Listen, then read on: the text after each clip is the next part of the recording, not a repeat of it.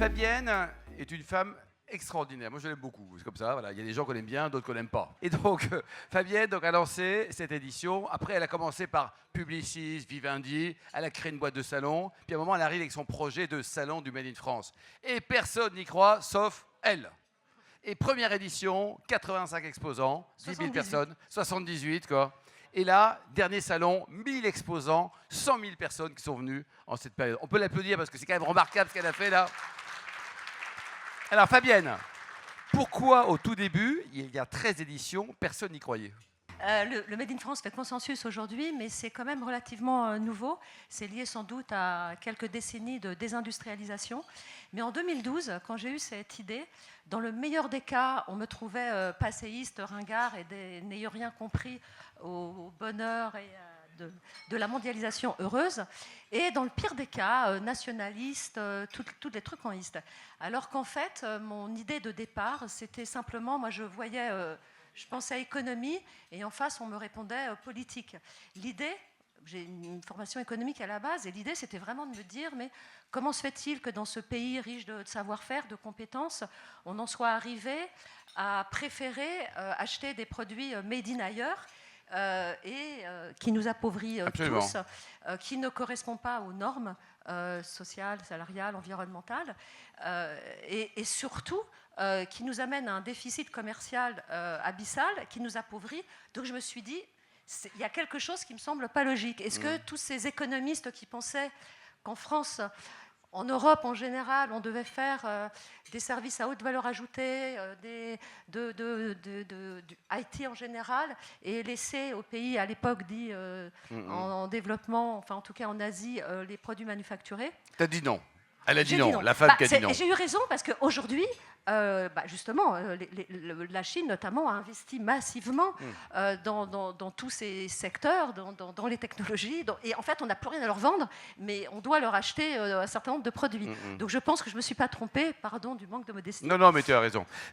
Maintenant, 1000 stands, on trouve de tout là-bas. Il n'y a pas que du chocolat, du cochon corse à 600 euros le kilo. Il y a plein de trucs. Voilà, il y a aussi ça, mais il y a effectivement tous les secteurs d'activité, enfin tous les secteurs grand public, c'est-à-dire mode, accessoires de mode, produits pour la maison, la décoration, l'ameublement, des produits pour l'enfance, la gastronomie bien sûr, pas suffisamment de vin. Les services français. Absolument, les services et l'ACB. L'ACB est partenaire. Ah oui, l'ACB, oui. Non mais vraiment... Mais alors là, je vous invite tous, mais vraiment, à demander à votre banque de vous procurer, si vous ne l'avez pas déjà, une carte CB. En fait, ça ne coûte rien et ça permet de créer de la richesse. Faut pas hésiter, quoi.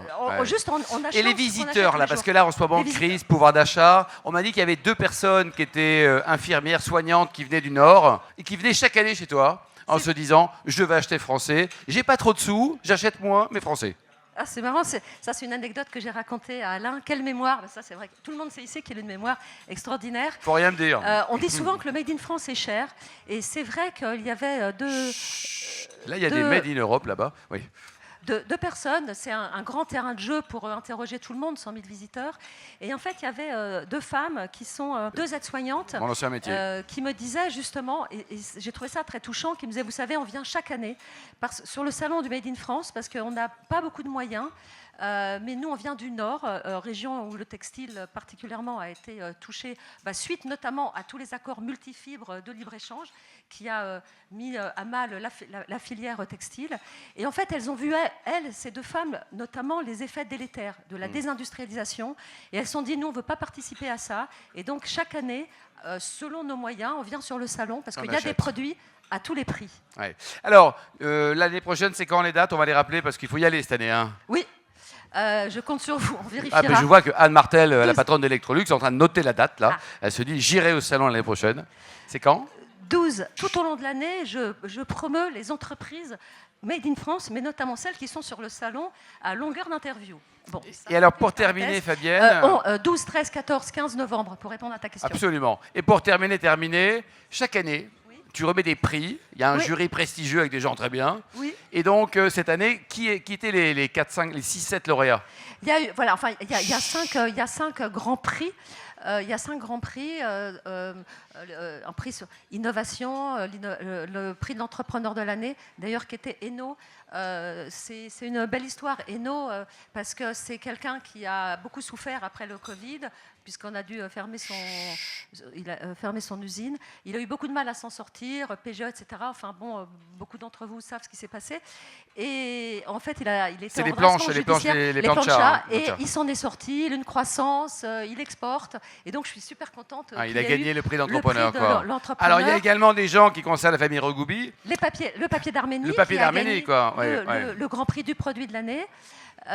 Quoi d'autre? Des puzzles qui ont gagné. C'est une très belle boîte industrielle qui fait des puzzles personnalisés et qui a gagné le prix je crois de la jeune entreprise. Jeune entreprise, oui, le potentiel.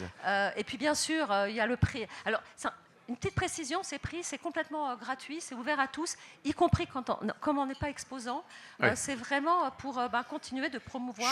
Et avec les un jury entreprises. libre aussi. Hein, Et alors, avec un jury formidable, ouais. dont Alain, justement. Oui, ça c'est le moins formidable, mais les autres non, sont bien. mais alors, Ouais. je tiens vraiment à te remercier. Et à te féliciter aussi, parce qu'en fait, il y a un an, moi je ne connaissais pas Alain, Alain ne me connaissait pas, et il est venu sur le salon, je ne sais pas par quel hasard, mais Je suis crois ravie. que c'est Yves Gégaud qui avait t'a dû... invité Non, c'est pas ça, c'est Gilles Attaf. Ok. C'est grâce à Gilles, il faut rendre hommage à Gilles Attaf. Et donc, il se trouve qu'Alain a adoré le salon.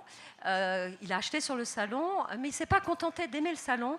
Il est très, très curieux. Et tu vois, tu n'as pas que de la mémoire. J'adore. Tu as beaucoup de curiosité. Et il a voulu savoir comment le salon était organisé, comment cette idée était née, que faisaient les entreprises, comment elles produisaient, où elles produisaient, dans quelles conditions.